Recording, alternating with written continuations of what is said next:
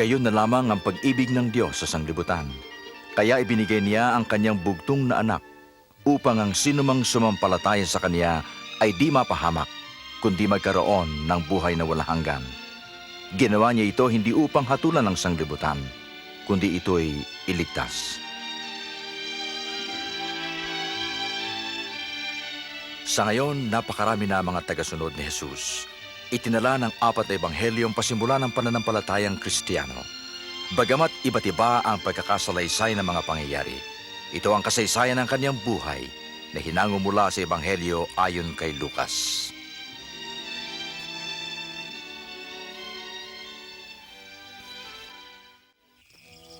Minabuti kong sumulat sa iyo, mahal na Teofilo, ng isang maayos na kasaysayan ng mga naganap sa amin upang lubusan ninyong matiyak ang katotohanan.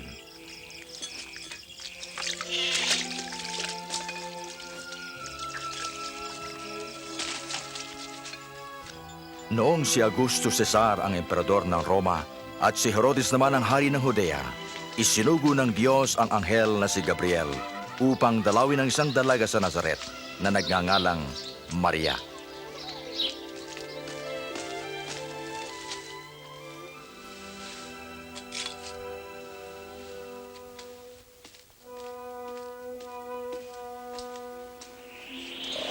Huwag kang matakot, Maria, pagkat kinalulugdang ka ng Diyos. Maglili ka at manganganak ng isang lalaki, at siya'y tatawagin mong Jesus. Paano mangyayari? Dalaga pa ako. Pasa sa iyo ang Espiritu Santo. Dahil dito itatawagin siyang anak ng kataas-taasang Diyos. Ang kanyang paghahari ay walang hanggan. Hindi nagtagal, nagpunta si Maria sa isang bayan sa Judea upang dalawin ang kanyang pinsang si Elizabeth. Elizabeth! Maria! Maria! Pinagpala ka sa mga babae. Pinagpala rin ang sanggol mo. Nang marinig ko ang bati mo, gumalaw sa galak ang sanggol sa aking tiyan. Pinupuri ko ang Panginoon. At nagagalak ako sa Diyos na aking tagapagligtas. Mula ngayon, tatawagin akong mapalad ng lahat ng saling lahi.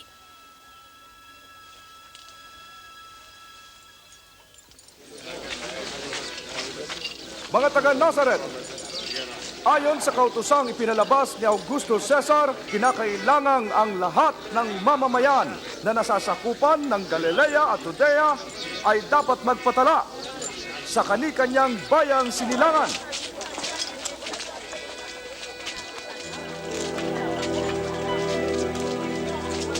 At pumunta sina Jose at Maria sa Bethlehem sa Huda upang magpatala.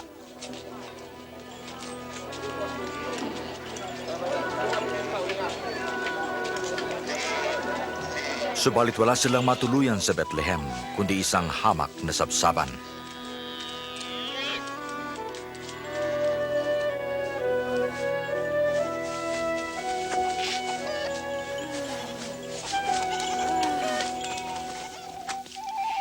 Kinagabihan, may mga pastol na nag-aalaga ng mga tupa sa parang.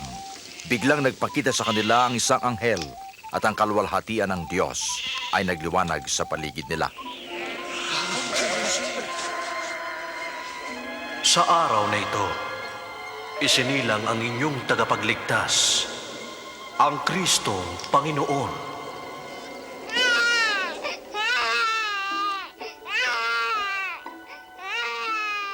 Agad silang pumaroon upang makita ang sanggol sa sabsaban. Sila ang una nagpahayag ng mabuting balita.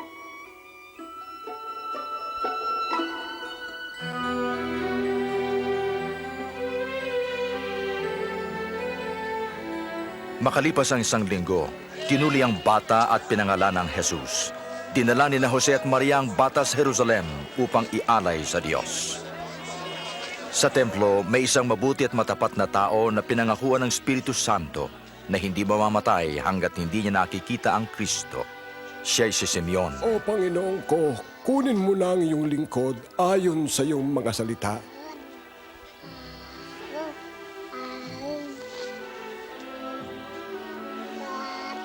Nakita ko na ang iyong pagliligtas. Ang batang ito ay pinili ng Diyos. pagpalain nawa kayo.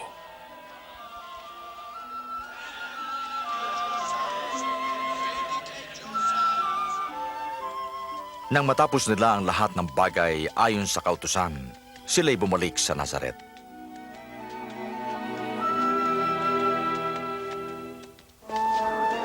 Nang 12 taon na si Jesus, isinama siya ni na Jose at Maria sa Jerusalem para sa pista ng Paskwa.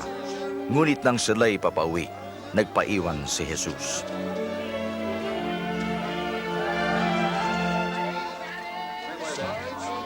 Bumalik sila sa lungsod at na ikatlong araw siya natagpuan nila sa templo, nakaupong kasama ng mga guro. Kahanga-hanga siyang mag-usap.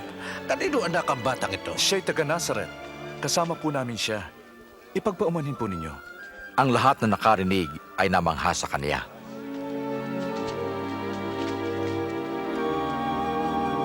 Anak, bakit mo ginawa ito sa amin? Balisang-balisa kami ng iyong ama sa paghahanap sa iyo. Bakit niyo ako hinahanap? Di niyo ba alam na dapat kong gawin ang gawain ng aking ama? At lumago siya sa karunungan at sa pangangatawan at pagbibigay lugod sa Diyos at mga tao.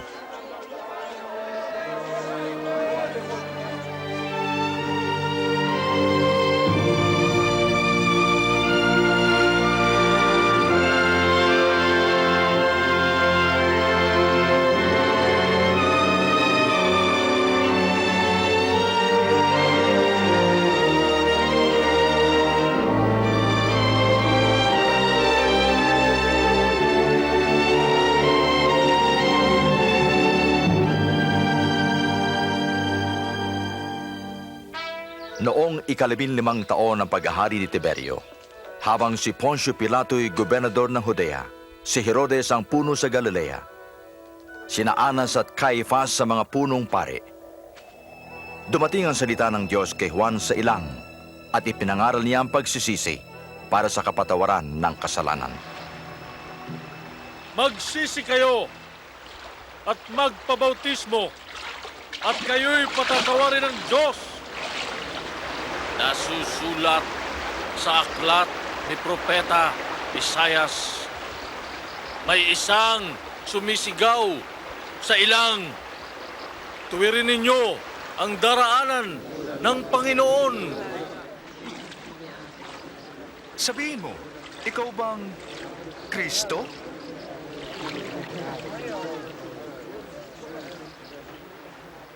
Kayo ay binabautismohan ko sa tubig. Ngunit may darating na higit na dakila kaysa sa akin. Hindi ako karapat-dapat na magkalag ng tali ng kanyang sandalyas. Siya ay magbabautismo sa Espiritu at sa apoy. Hawak niya ang kalaykay upang alisin ang dayami at titipunin ang trigo sa kanyang kamalig.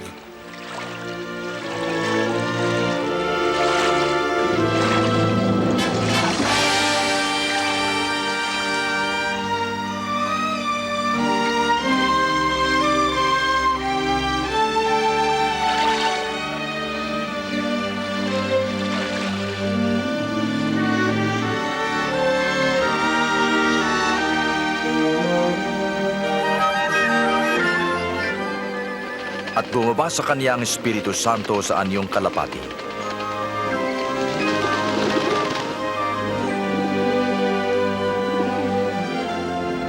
Isang tinig mula sa langit ang nagsabi, "Ikaw ang minamahal kong anak, lubos kitang kinalulugdan."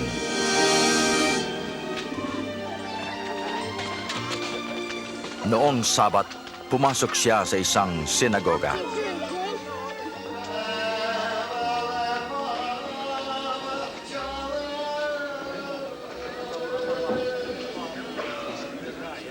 Tinawag siya upang basahin ang isang bahagi ng aklat ni Propeta Isayas.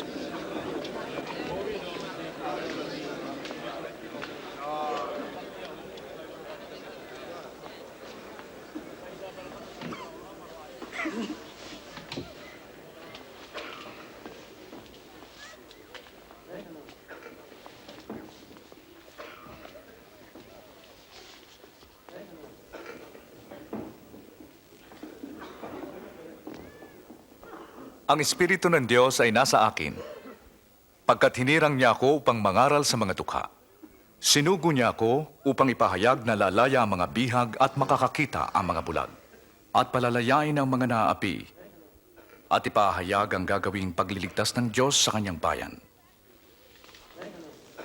Mahusay siyang magsalita.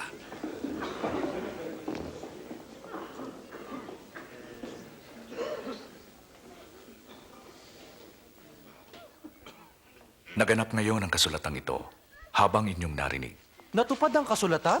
Ang Mesyas lamang ang makatutupad niyan. Paano nangyari yun? Alam ko ang sasabihin ninyo. Doktor, gamutin mo ang iyong sarili. Sasabihin niyo rin sa akin, gawin mo sa iyong sariling bayan ang ginawa mo sa Kapernaum. Tandaan niyo, walang propetang kinikilala sa sariling bayan.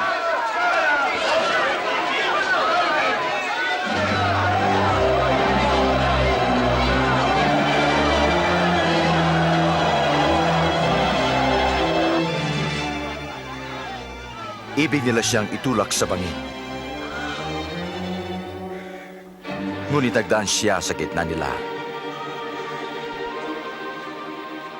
Umalis at nagtungo sa Capernaum sa Galilea.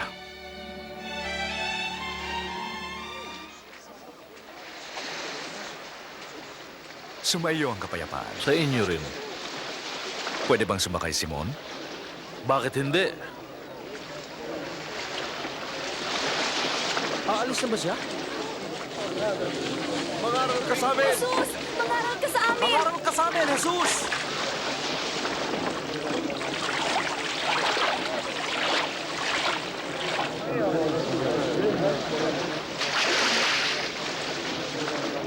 Minsan, may mga pumasok sa templo para manalangin. Ang isa'y pariseyo, ang isa'y publikano. Ang pariseyo ay tumayo at nagsabi, "Nagpapasalamat ako, O Diyos, na ako ay di tulad ng iba na masama at mapangalunya. Nagpapasalamat ako at di ako tulad ng maniningil ng buwis na yon. Nag-aayuno ako 2 beses isang linggo at nagbibigay ako ng aking ikapu. Ngunit ang publikano ay nakatayo sa malayo at di man lang makatingin sa langit. Dinadagukan ng dibdib at ang sabi, Diyos, mahabag ka sa akin na makasalanan. Sinasabi ko sa inyo, ang publikano, hindi ang pariseyo, ang umuwing kinalulugdan ng Diyos. Sapagkat ang sino mang nagpapakataas ay ibababa. At ang nagpapakababa ay itataas. Lumapit kayo at makinig sa akin nang kayo'y magkaroon ng buhay. Hanapin ang Diyos samantalang siya'y masusumpungan. Siya'y tawagin habang malapit pa. Ang masama ay magbago ng gawain at maling isipan, at siya'y magtatamo ng kapatawaran. Ikaw ay lilisan ng may galak at kapayapaan. Padating na siya! Tingnan niyo! Jesus! Jesus! Nakikiusap ako. Iligtas po ninyo ang aking anak. Ginoo, maawa ka. 2 taong gulang pa lamang siya at naghihingalo. Ginoo, sumama ka sa akin. Jairo, ikinalulungkot ko. Jesus! Patay na ang iyong anak. Huwag mo nang abalahin ang guro. Huwag ka matakot. Manalig ka at siya'y gagaling.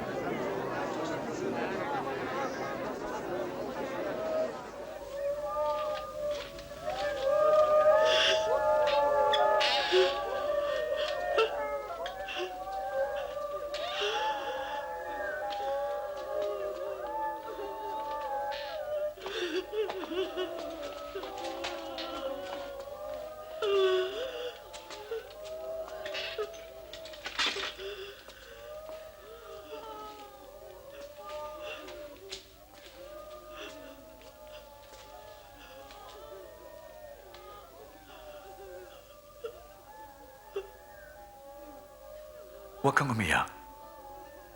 Di siya patay, natutulog lang.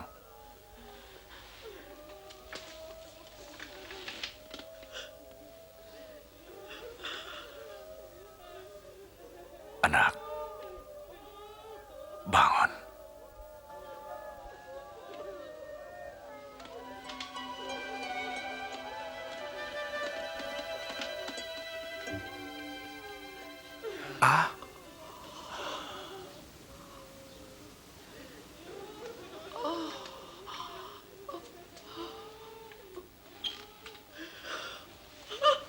Bigyan niyo siya ng makakain. Inuutusan ko kayo. Huwag niyo itong ipagsabi.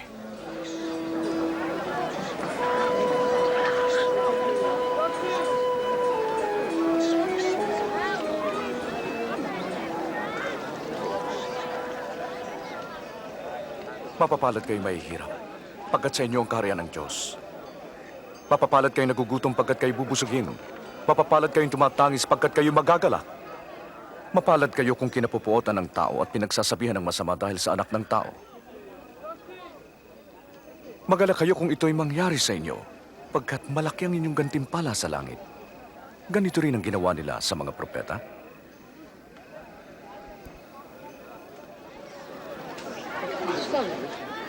Gusto ko siyang makilala.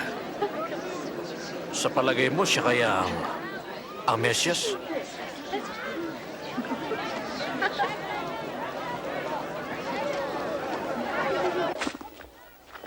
Isang Pariseo ang naganyaya kay Jesus na maghapunan sa bahay niya. Pumaroon si Jesus at dumulog sa mesa. Sige mga bata, umalis na kayo. Narinig nyo? Alis! Napakapilyo ng mga batang yan. Anong ginagawa niya rito? Hindi ko alam.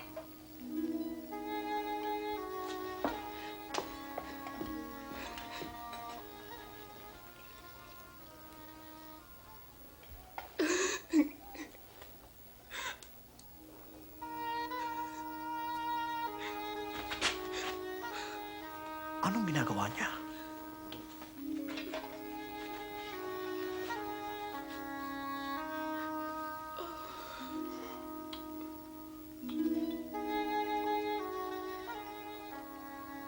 Kung propeta ang taong ito, ay dapat alam niya na makasalanan ng babaeng yan.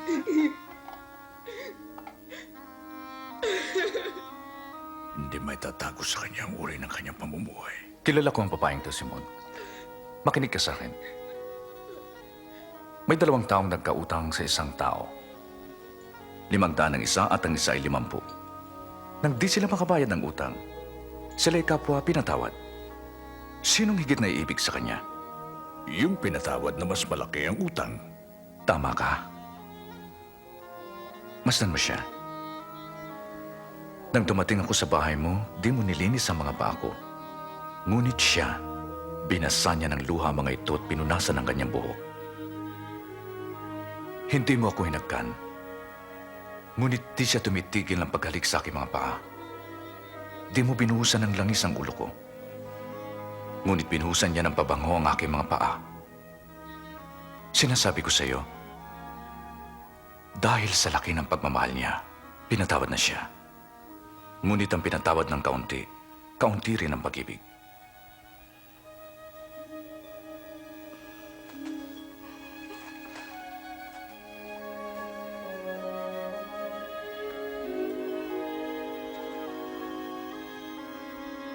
Pinatawad ka na. At ika'y ligtas, umalis kang payapa. Ako?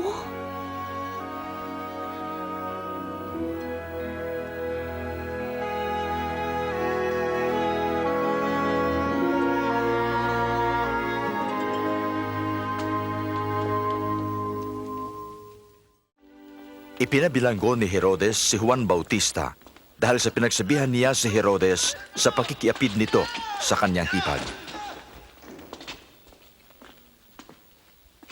O ano, nang dumating kami sa Nain, may nasalubong kaming libing. Ito ay ang tanging anak ng isang balo. Nang makita niya ang ina ng namatay, nabag siya. Hinipo niya ang kabaong at sinabing, "Bumangon ka." Naupo ang patay at siya'y ibinigay ni Jesus sa kanyang ina. Tanungin niyo siya. Sabihin mo, kayo po ba ang sinabi ni Juan na paparito? O maghihintay pa kami ng iba?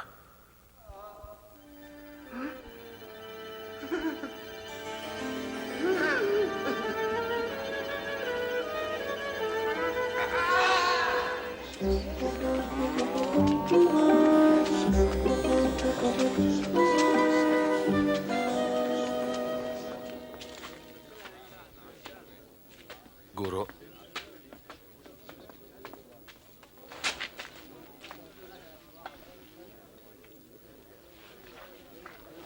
Guro, pinapunta kami ni Juan para magtanong kung kayo po bang darating o maghihintay pa kami ng iba.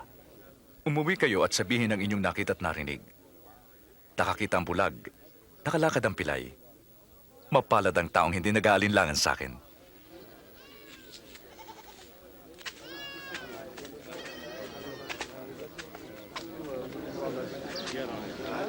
Kargahin niyo ako! Dito ka sa balikat ko. Yan. Oh, nakikita mo na ba? Nakikita ko na si Jesus! May magsasaka na naghasik ng binhi. Sa kanyang paghahasik, may mga binhing nalaglag sa tabi ng daan. At tinuka ito ng mga ibon. May mga nalaglag sa batuhan. At nang sumibol, natuyo agad dahil sa kawalan ng tubig. May mga nalaglag naman sa dawagan. At nadaig ang mga binhing tumubo at nasakalito. May mga nalaglag sa mabuting lupa. Tumubo ito at nagbunga ng tigi-100. Guro, bakit patalinghaga kung magsalita ka sa kanila? Ipinaalam na sa inyo ang lihim ng kaharian ng Diyos. Ngunit sa iba'y ang talinghaga lamang para tumingin man di sila makakita at makinig may di makaunawa.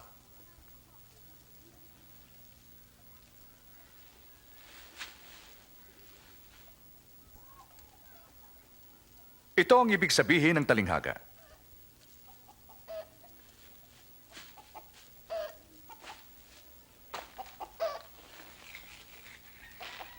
Ang binhi ay ang salita ng Diyos.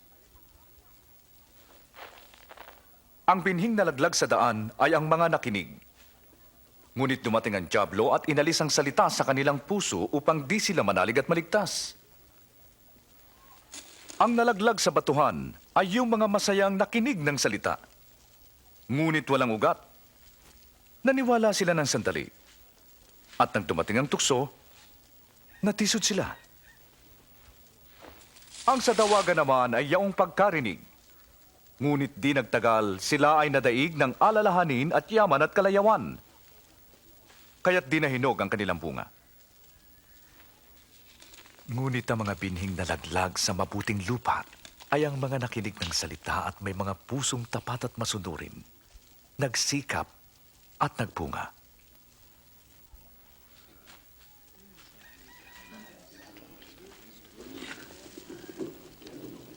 Walang ilaw na tinatakpan ng banga o nasa ilalim ng kama.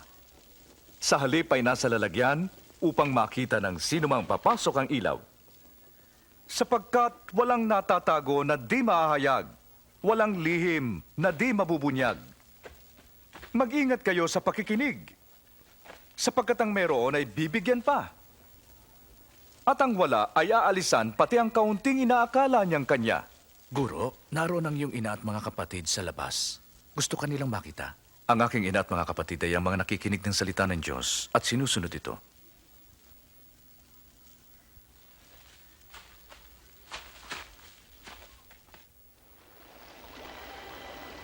Isang araw, sinabi ni Jesus sa kanyang mga alagad, "Tumawid tayo sa ibayo ng dagat."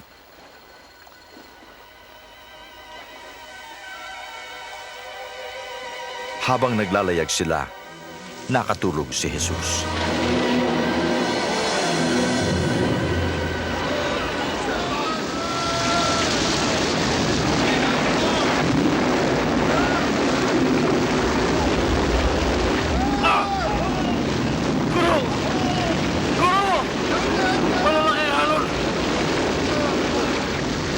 Mamamatay kami! Jesus! Malulunod kami! Tulungan mo kami!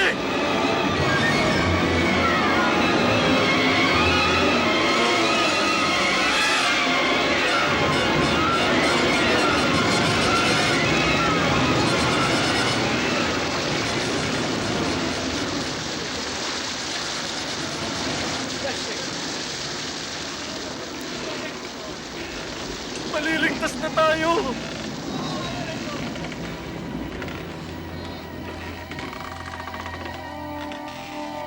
Nasaan ang pananalig niyo?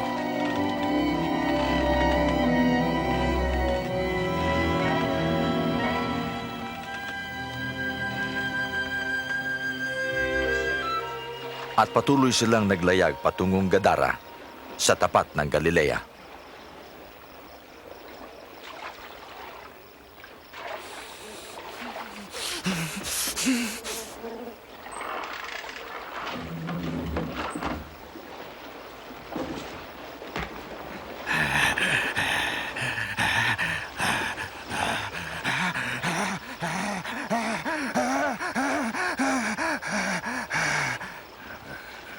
Jesus,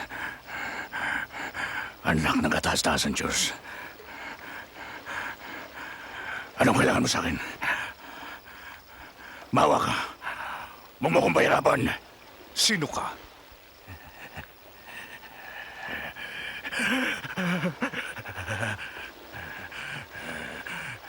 Leon, Panginoon, bawa ka. Huwag mo kaming dalhin sa kailaliman. Papasok na lang kami doon sa mga baboy.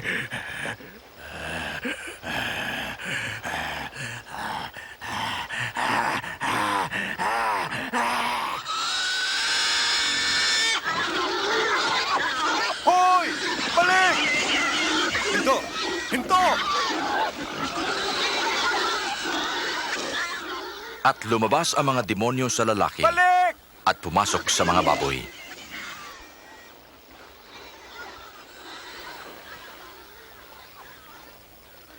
Umalis ka rito sa lamang pero. Iwan mo kami! Umalis ka sa lugar na to! Layas! Lumayas ka! Sasama ako sa iyo saan ka man magtungo. Isama mo ako. Umuwi ka. Ipagsabi mo ang ginawa sa iyo ng Diyos.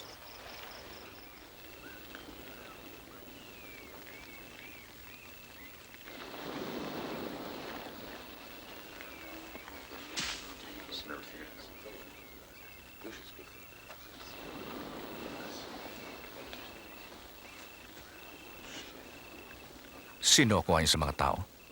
Ang sabi ng ilan, ikaw ay si Juan Bautista. Ang sabi naman ng iba, ikaw ay si Elias. Ang iba naman ay nagsabing ikaw ay isa sa mga naunang propeta na muling nabuhay. Ngunit kayo, anong masasabi niyo?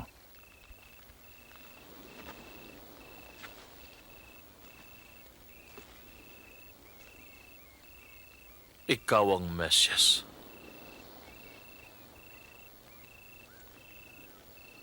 Huwag niyo ipagsabi ito. Ang anak ng tao ay dapat maghirap. Ipapapatay siya.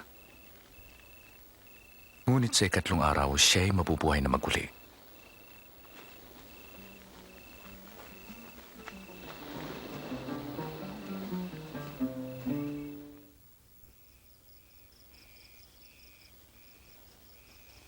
Isinama ni Jesus sina Pedro, Juan at Santiago upang manalangin.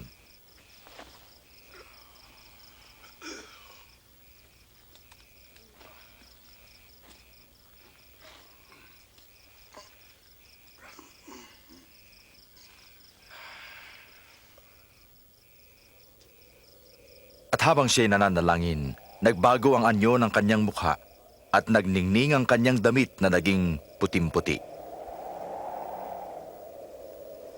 At biglang lumitaw sina Moises at Elias na may kaningningan at nakipag-usap kay Jesus. Tutuparin mo ang layunin ng Diyos.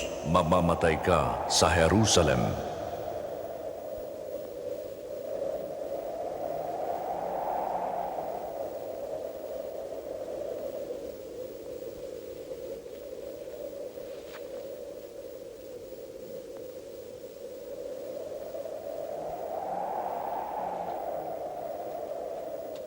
Habang paalis sila, sinabi ni Pedro kay Jesus, Guro, dumito na lang tayo. Gagawa kami ng 3 kubol. Isa sa'yo. habang nagsasalita si Pedro, may ulap na lumukob sa kanila at sila'y natakot. At mula sa ulap isang tinig ang nagsabi, "Ito ang aking anak na hinirang. Makinig kayo sa kaniya."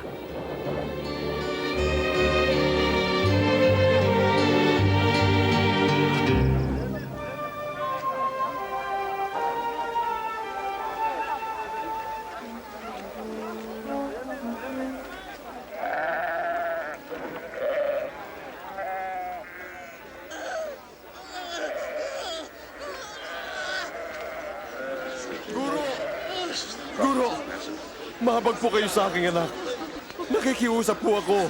Kaisa-isa ko siyang anak. Nakiusap po ako sa inyong mga alagad. Ngunit, wala po silang nagawa. Kawawa naman ang aking anak. Maawa kayo. O lahing liko at walang pananampalataya. Hanggang kailan ko kayo pagtitiisan? Dalhin mo siya rito.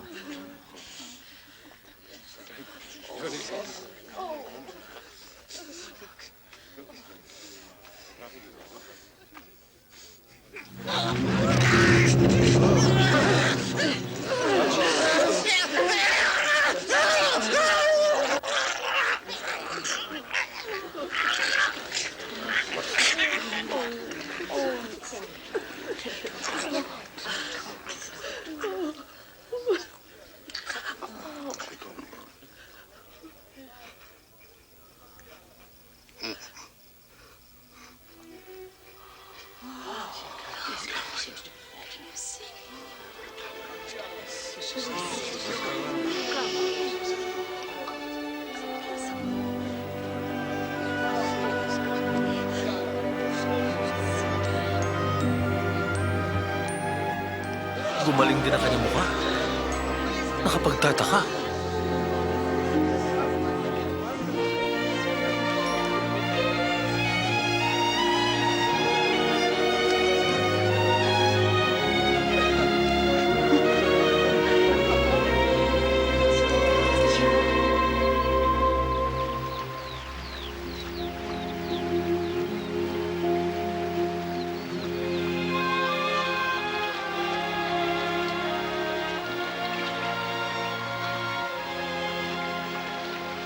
Turuan po ninyo kaming manalangin, tulad ng ginawa ni Juan sa kanyang mga disipulo. Kung kayo'y mananalangin, sabihin niyo, Ama namin na nasa langit, purihin ang ngalan mo. Mapasa amin ang kaharian mo dito sa lupa at ganun din sa langit. Bigyan mo po kami ng makakain sa araw-araw. At patawarin mo kami pagkat pinatatawad namin ang bawat nagkasala sa amin. Huwag mo kaming iharap sa tukso, kundi ilayo sa masama.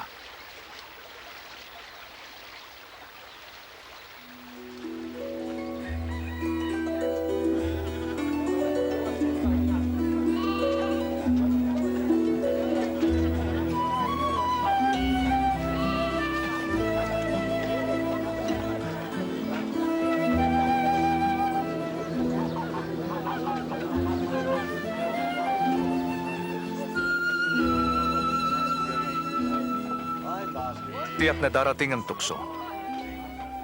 Ngunit sa abang pinanggalingan nito, mabuti pang itapon siya sa dagat na may nakataling malaking bato sa kanyang leeg kaysa siya'y maging tisod sa isa sa maliit na ito. Ano ang kaharian ng Diyos? Ito'y tulad nito. Nagtanim ang isang tao ng isang butilang mustasa sa kanyang hardin.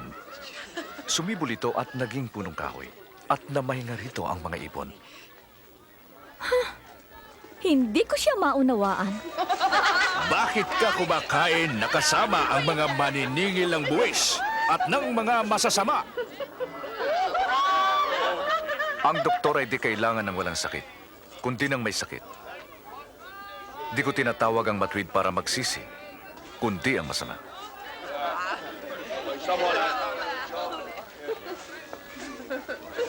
Magkwento pa po kayo tungkol sa kaharian. Meron pa po ba? Huwag kayong matakot, munting kawan, pagkat nalulugod ang inyong ama na ibigay sa inyo ang kanyang kaharian. Ipagbili niyo ang inyong mga ari-arian at magbigay kayo sa mga dukha. Magtaglay kayo ng mga lukbutang di nasisira, isang kayamanan sa langit na di nauubos. Pagkat ang magnanakaw ay di makalalapit at di sila masisira ng gamo-gamo. Dahil kung nasaan ang inyong kayamanan, naroon din ang inyong puso.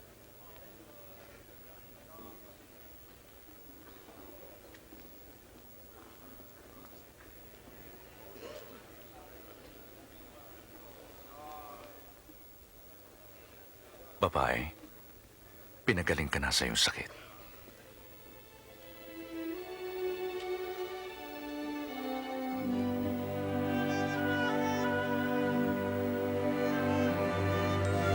Tingnan mo!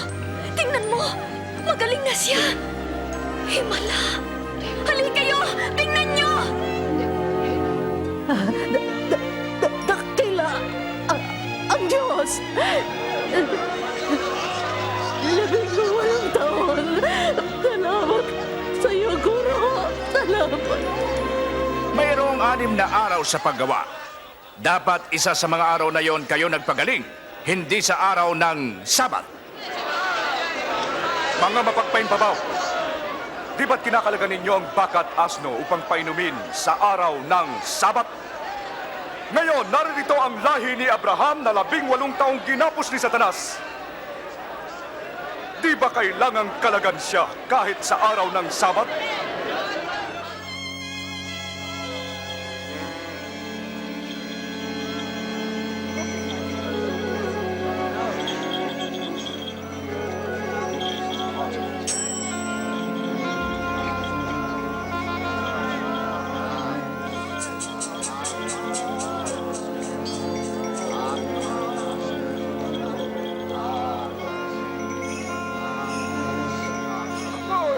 Anong nangyayari? Si Jesus na taga Nazaret, dumadaan.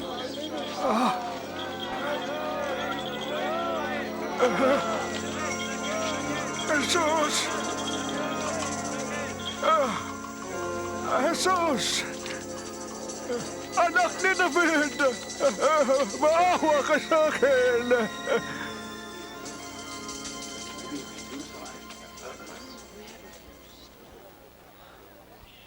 Anong gusto mong gawin ko sa'yo?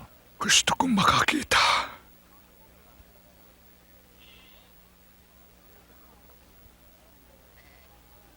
Makakakita ka. Pinagaling ka ng iyong pananampalataya. Nakakakita na ako. Nakakakita na ako! Nakakakita na ako!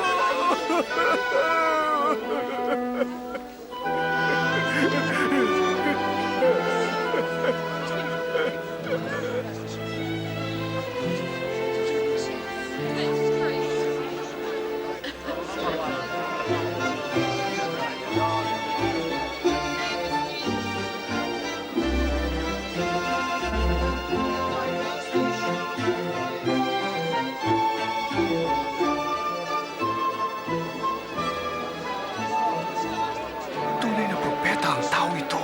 Panginoon, iligtas mo ako.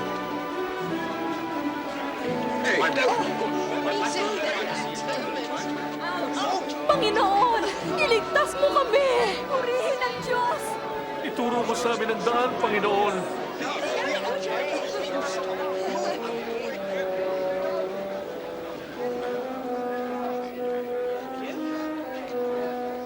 Ayun, ang maninigil na buwis! Bumaba ka sa kayo. Ako'y tutuloy sa bahay mo. Sa bahay ko? Sinong gusto tuloy sa bahay niya? Paano nakilala ni Zacchaeus si Jesus?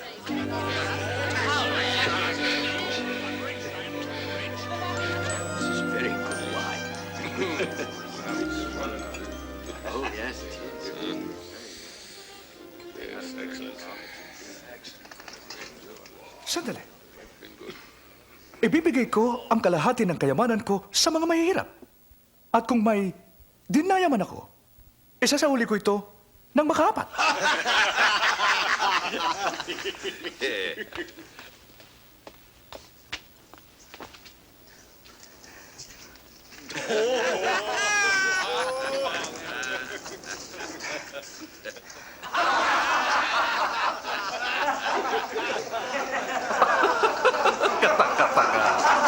Isang maninigil na buwis nagsasauli ng kanyang nakolekta? Imposible.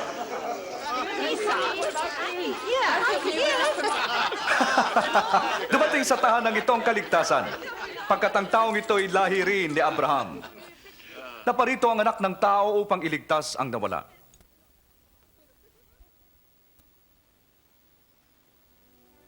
Makinig kayo. Pupunta tayo sa Jerusalem. Matutupad ang lahat ng isinulat tungkol sa anak ng tao. Ipagkakanulo siya sa mga hentil. Siya pagtatawanan, tutustain at tuturaan ng mga tao. Hahagupitin siya at papatayin. Ngunit sa ikatlong araw, siya'y mabubuhay.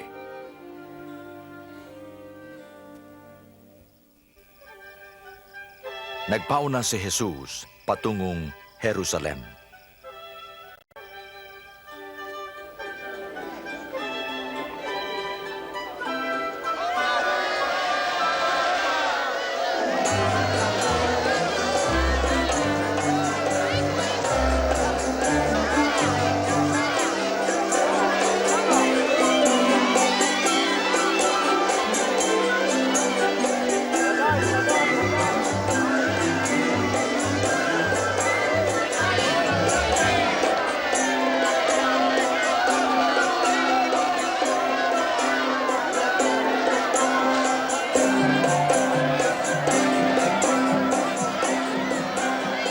Guro, patahimikin mo ang iyong mga tagasunod. Sinasabi ko sa inyo, kung di sila iimik, ang mga bato mismo ang sisigaw.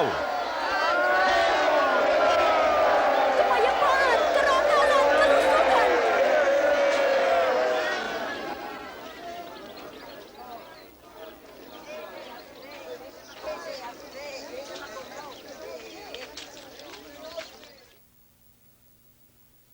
Inaasam-asam ko ang makasalo ko kayo bago ako maghirap.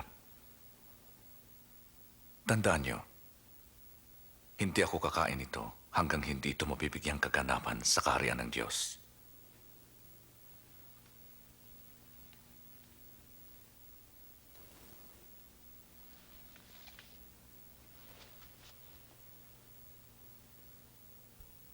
Purihin ka, o aming Diyos, Hari ng sansinukob, na nagbibigay ng bunga.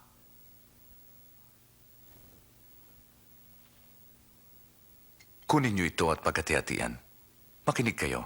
Di ako muling iinom ng katas ng ubas hanggang hindi dumarating ang kaharian ng Diyos.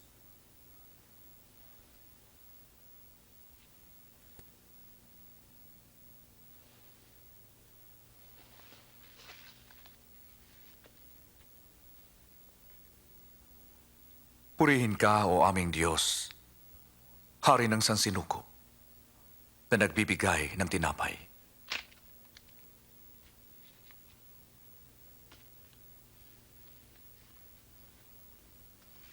Ito ang aking katawan na ibinibigay sa inyo. Gawin niyo ito bilang pag-alaala sa akin.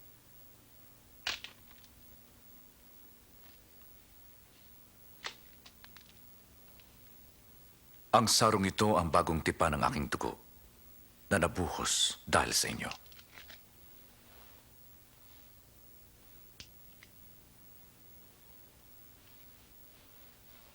Ngunit naririto sa hapag ang magkakanulo sa akin. At sadyang ang anak ng tao ay dapat mamatay, ngunit kawawa ang magkakanulo Hindi. sa kanya. Di maaari. Di maaari. Imposible. Sabihin niyo kung sino ang taksil, Panginoon. Nagpulong ang mga pinunong pare upang ipapatay si Jesus.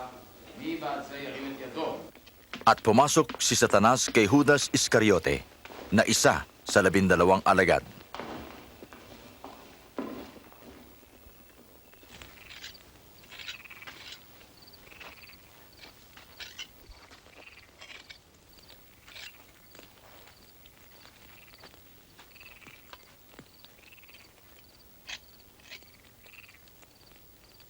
Manalangin kayo ng di matukso.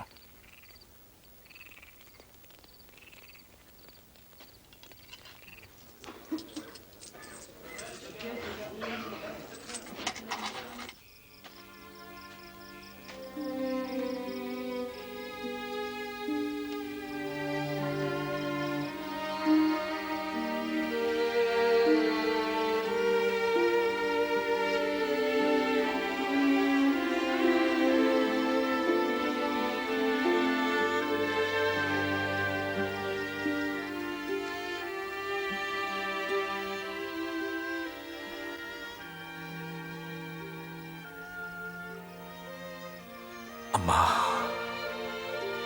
kung maaari, ilayo mo sa akin ang sarong ito. Gayon may Di ang nais ko, kundi ang kalooban mo ang mangyari.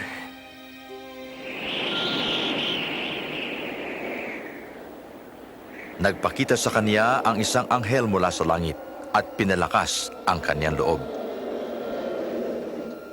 At ang kanyang pawis ay parang dugong pumapatak sa lupa.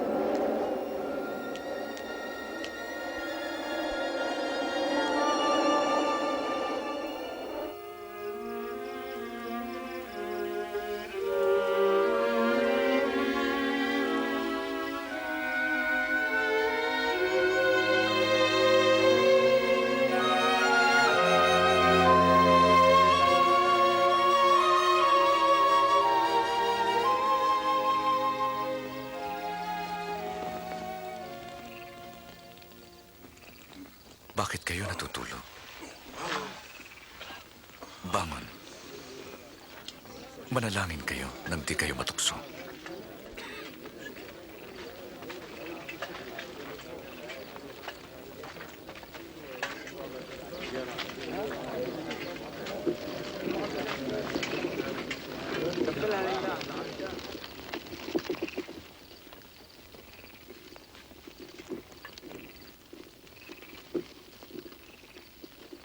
Judas.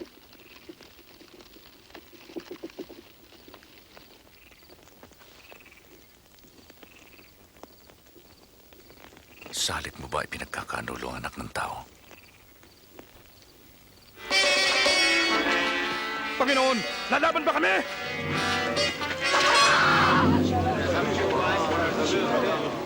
Dakpin siya! Tama na ito!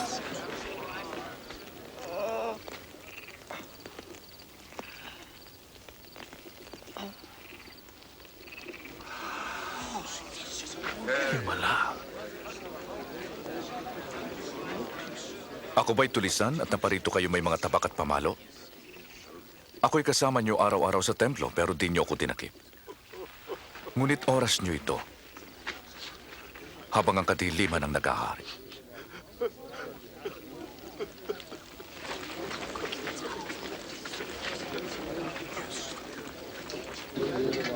Hulihin siya.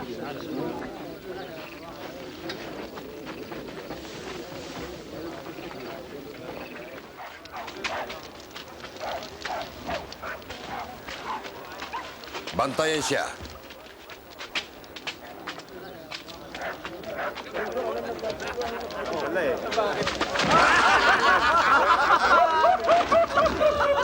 Narito ka sa talagari. Hulaan mo! Ang mangyayari! Ililigtas mo ba kami, kamahalan? Ha? Ililigtas mo ba kami? Kasama siya ni Jesus. Babae, hindi ko siya kilala. Nakita ko sila.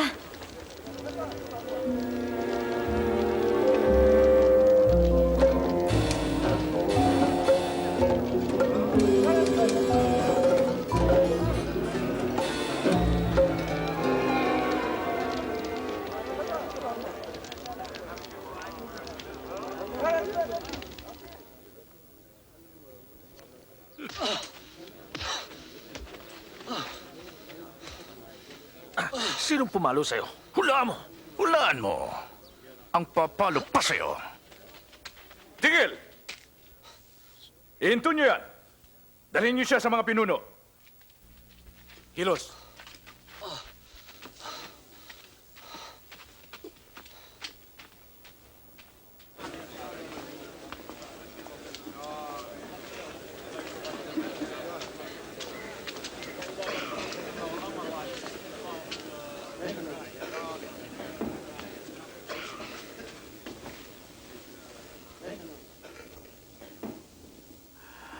Sabihin mo, ikaw ba ang Mesiyas?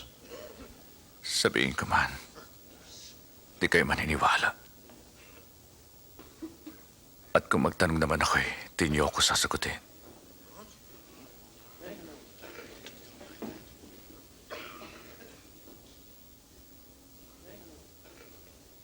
At mula ngayon, ang anak ng tao ay mauupo sa kanan ng kataas-taasang Diyos. Ikaw ba ang anak ng Diyos? Sinabi mo nga ko nga. Nagbigay sa kanya ng kapangyarihan upang sabihin niya, sino may sala. Narinig natin ang kanyang mga sinabi, hindi ba?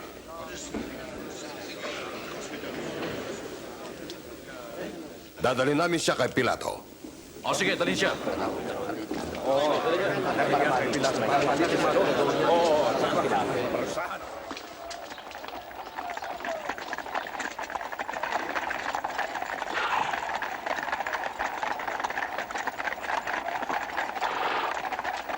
At dinala siya kay Poncio Pilato, isang malupit na punong Romano na nag-utos ng pagpapako sa krus ng libu-libong tao.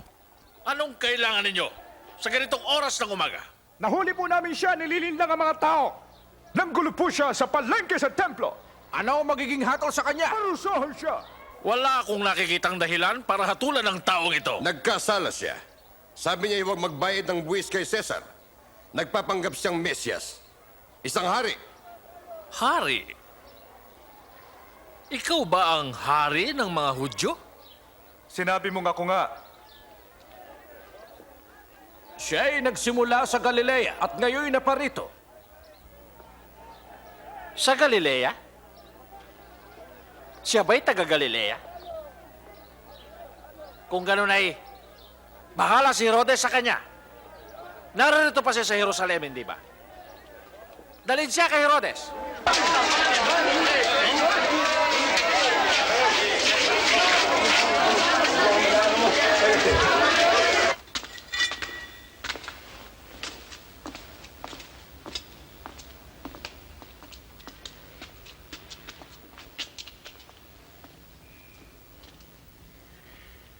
Sino ka ba talaga?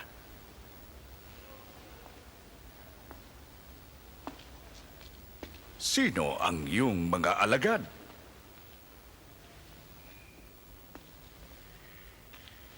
Sabi ng marami, gumagawa ka ng mga himala.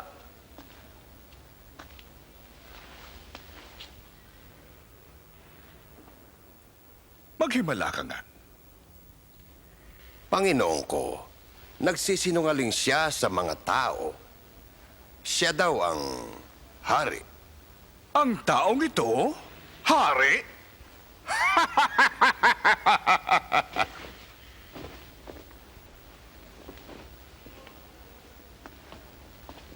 Kamahalan? Saktan siya mabuti.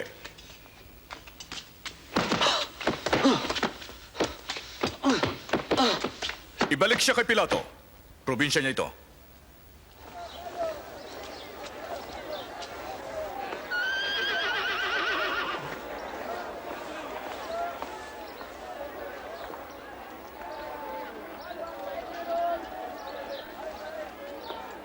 Walang sala ang taong ito upang mamatay.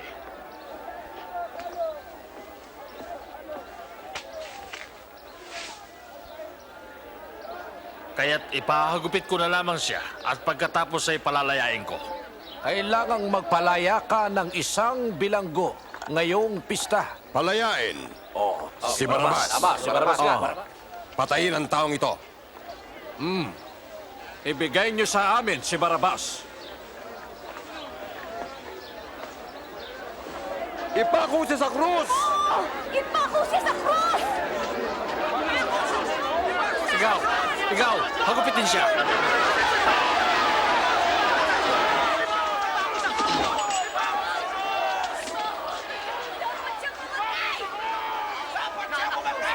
Ano pang hinihintay mo, Pilato?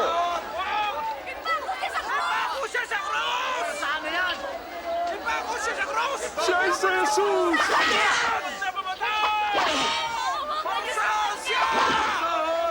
Bakit niyo siya pinag-iisahan? Iwan niyo siya! Siya ang Mesyas! Wala siyang kasalanan!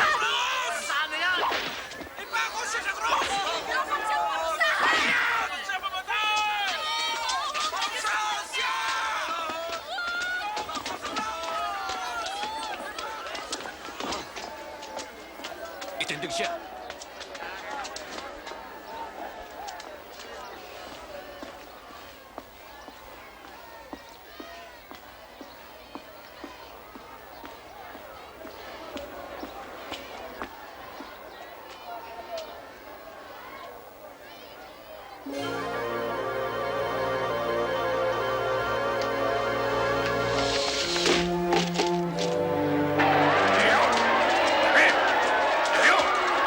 Tumayo kayo! Tumayo kayo sa kanya!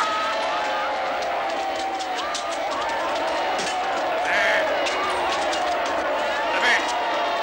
Tayo! Paraanin siya!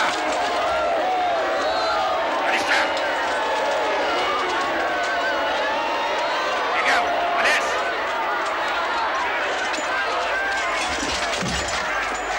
Tayo! Tayo! Sinabi lang tayo!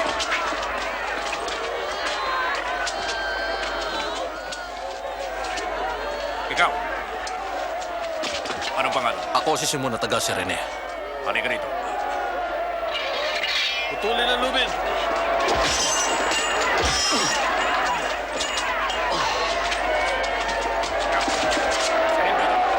Nana!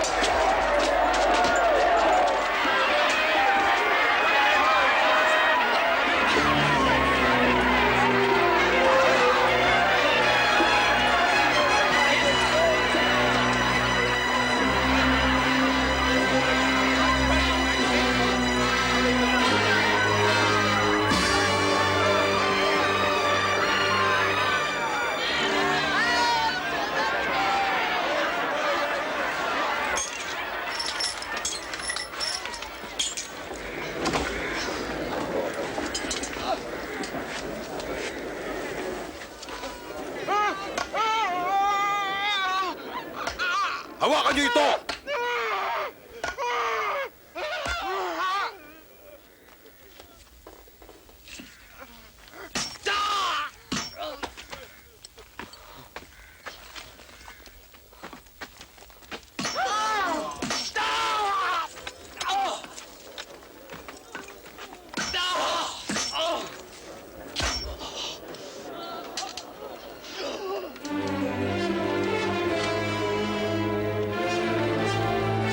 Tayo!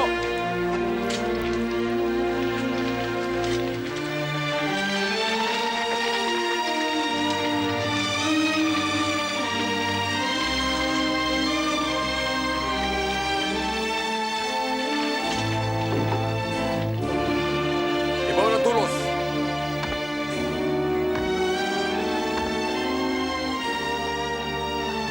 Kalasin ang lubid!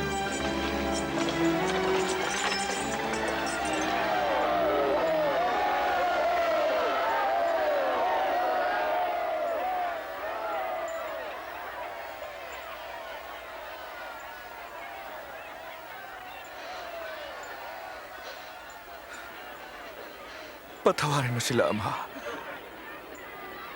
Pagkat hindi nila alam ang kanilang ginagawa.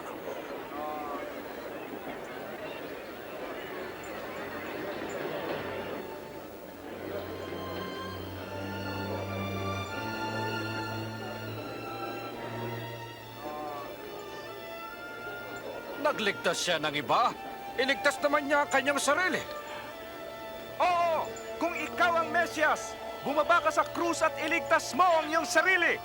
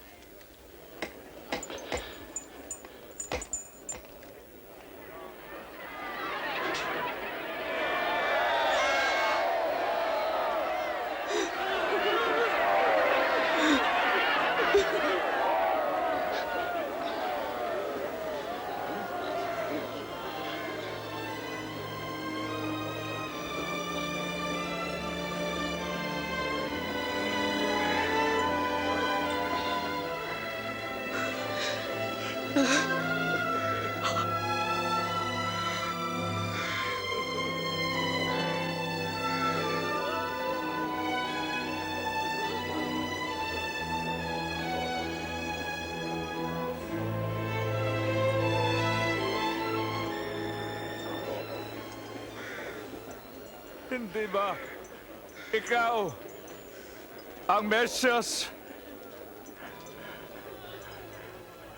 Iligtas mo ang iyong sarili at pati kami. Hindi ka ba natatakot sa Diyos? Tumanggap siya ng hatol. Tulad mo. Ngunit wala siyang kasalanan.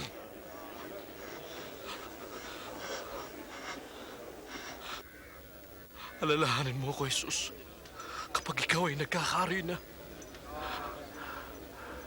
Pangako. Ngayon din, isasama kita sa paraiso.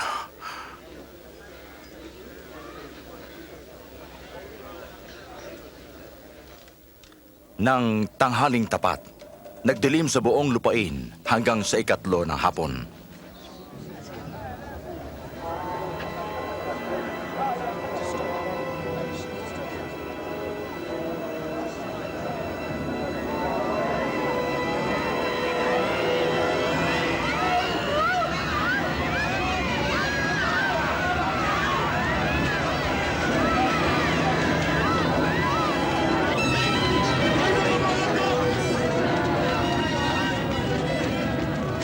At nahati sa gitna ang tabing ng templo.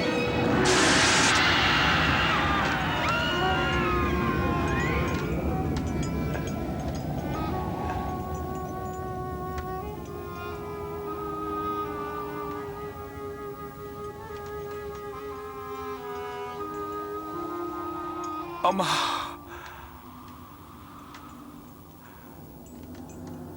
nasa mga kamay mo ang aking espiritu.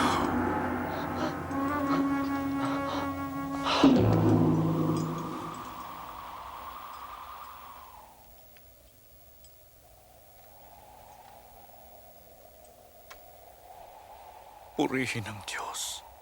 Tunay ngang matuwid ang taong ito.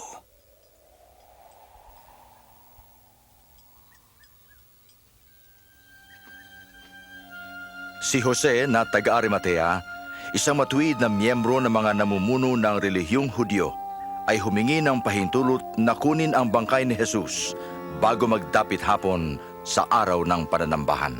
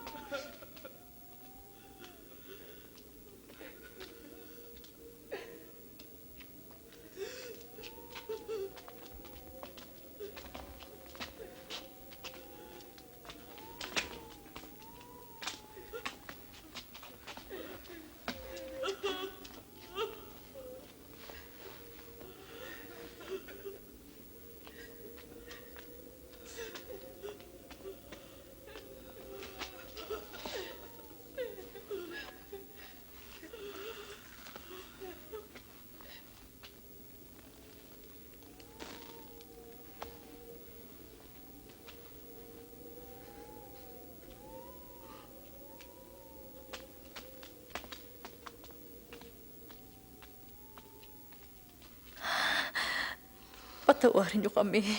Gusto lang namin sundan ang katawan ng Panginoon. Maaari, pero halina kayo. Malapit na ang Sabat.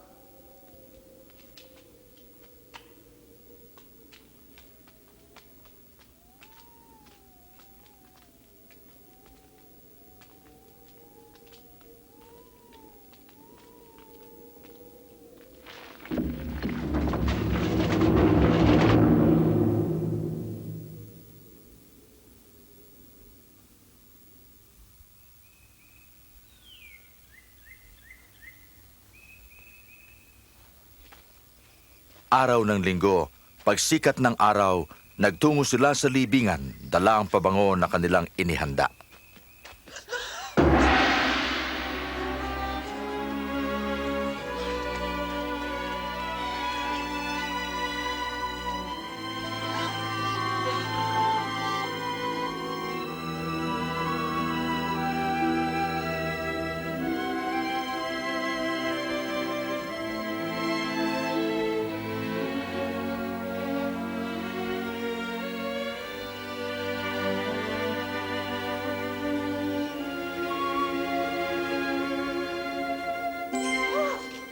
Bakit niyo hinahanap ang buhay sa gitna ng mga patay?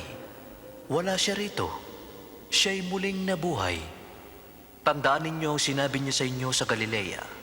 Ang anak ng tao ay ibibigay sa kamay ng mga makasalanan.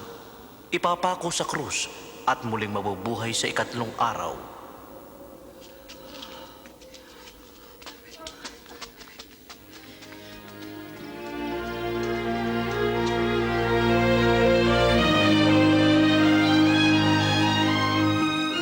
Makinig kayo!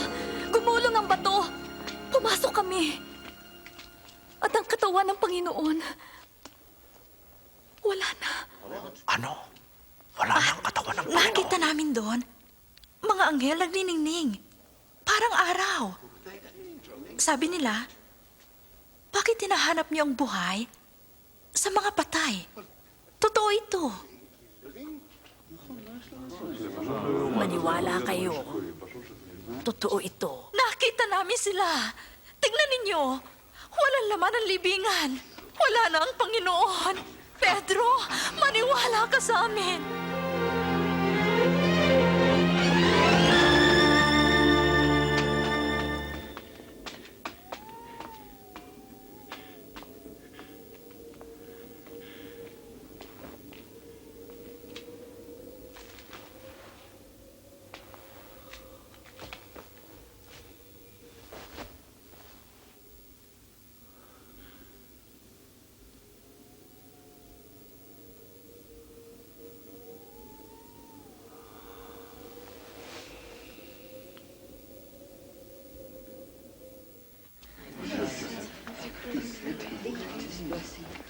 Totoong nabuhay nga ang Panginoon. Nagpakita siya kay Simon. Di namin siya nakilala. Ni sa daan. Nang pirasuhin niya ang tinapay, nakilala namin Sa siya. Imaos, katakataka magtungo siya doon.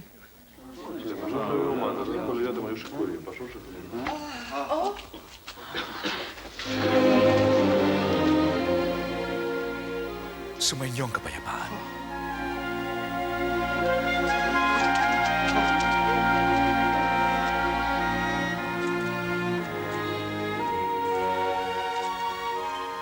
Bakit kayo malungkot? Bakit kayo nag-aalinlangan? Tingnan nyo ang mga kamay at mga paa ko. Ako nga ito. Hawakan nyo. Ang multo'y walang laman at buto, ngunit ako'y mayroon. Ito ang sinabi ko sa inyo nang ako'y kasama pa ninyo. Na ang lahat ng nasulat patungkol sa akin sa aklat ni Moises na mga propeta at na mga salmo ay kailangan matupad. Nasusulat ito. Ang Mesyas ay dapat magdusa at mabubuhay sa ikatlong araw. At sa kanyang pangalan, ang pagsisisi at kapatawaran ay dapat ipangaral sa lahat ng mga bansa. Simula sa Jerusalem. Kayo ang mga saksi ko. Susuguin ko sa inyo ang pinangako ng aking ama. Kaya maghintay kayo doon. Hanggang kayo'y malukuban ng kapangyarihan.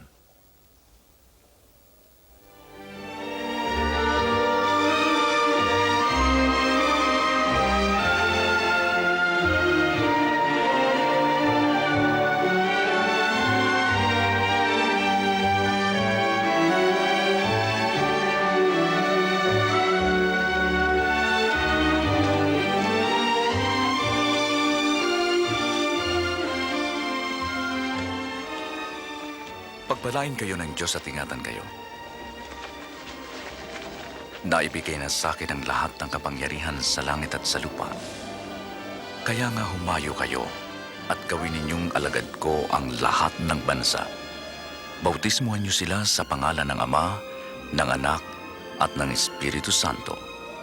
Turuan niyo silang sumunod sa lahat ng iniutos ko sa inyo.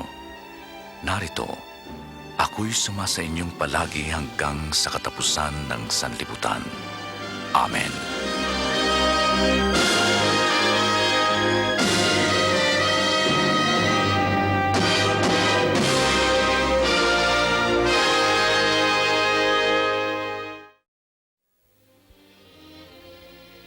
Wala na ang bangkay ng Panginoong Hesus sa libingan. 3 araw pagkatapos niyang mamatay, muli siyang nabuhay. Oo, Tunay na siya ay buhay at nais niyang pumasok sa iyong buhay. Sinabi ni Jesus, Ako ang muling pagkabuhay at ang buhay. Ang sumasampalataya sa akin ay mabubuhay kahit siya'y mamatay. nakalipas na ang 2,000 taon mula nang si Jesus ay muling nabuhay.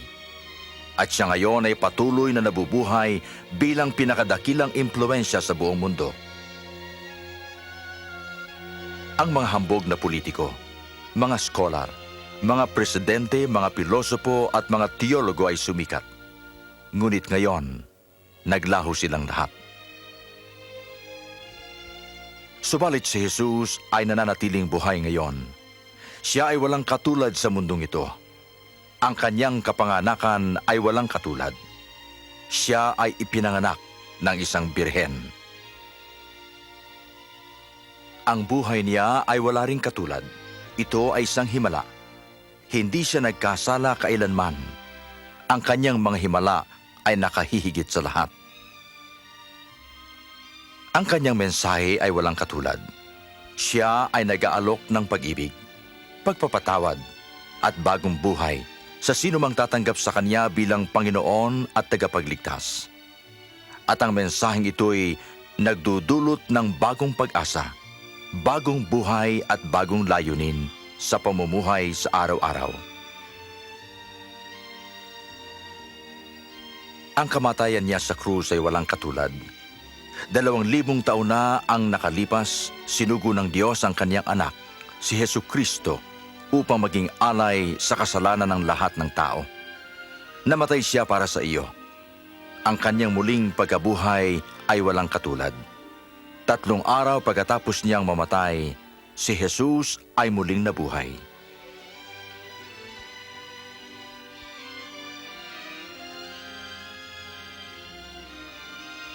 Ang kanyang kapanganakan, ang kanyang buhay, ang kanyang kamatayan, at ang kanyang muling pagkabuhay ay nagpapatunay na si Jesucristo'y tunay na anak ng Diyos, ang tagapagligtas ng lahat ng tao.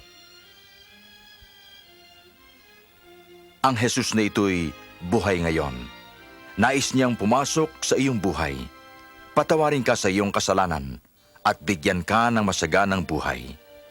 Pakinggan mo ang kanyang mga salita. Lumapit kayo sa akin, kayong lahat na napapagalat na bibigat ng lubha, at kayo'y pagpapahingahin ko.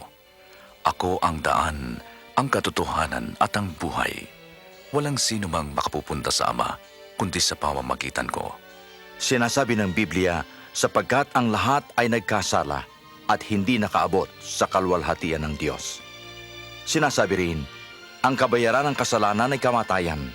Ngunit ang kaloob ng Diyos ay buhay na walang hanggan kay Kristo Jesus na ating Panginoon. Nang namatay si Jesus, binayaran niya ang iyong kasalanan at handang pumasok sa iyong buhay. Naririto, nakatayo ako sa pintuan at tumutuktok. Kung sino man ang dirinig sa aking tinig at magbubukas ng pinto, ako'y papasok sa kanya. Upang maranasan mo ang pag-ibig ni Jesus at ang kanyang pagpapatawad at tumanggap ng buhay na walang hanggan, kailangang tanggapin mo siya bilang handog ng Diyos para sa iyong mga kasalanan. Kung ito ang nasa ng iyong puso, manalangin ka ng may pananampalataya na si Jesus ay maghari sa iyong buhay. Ito ay mungkahing panalangin. Sasabihin ko muna, Panginoong Jesus, kailangan kita. Salamat sa pagkamatay mo sa krus para sa aking mga kasalanan. Binubuksan ko ang aking puso at tinatanggap kita bilang aking tagapagligtas at Panginoon. Ikaw ang maghari sa trono ng aking buhay. Gawin mo po akong isang taong namumuhay ayon sa iyong kalooban. Amen. Kung ito ang nasa ng iyong puso, manalangin ka ngayon saan ka man naroroon. Sumunod ka sa akin ng tahimik habang inuulit ko ito ng dahan-dahan.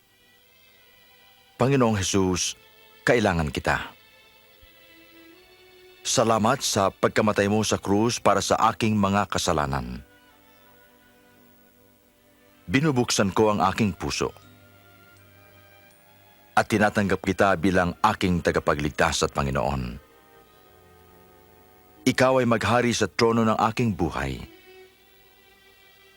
Gawin mo po akong isang taong namumuhay ayon sa iyong kalooban. Amen.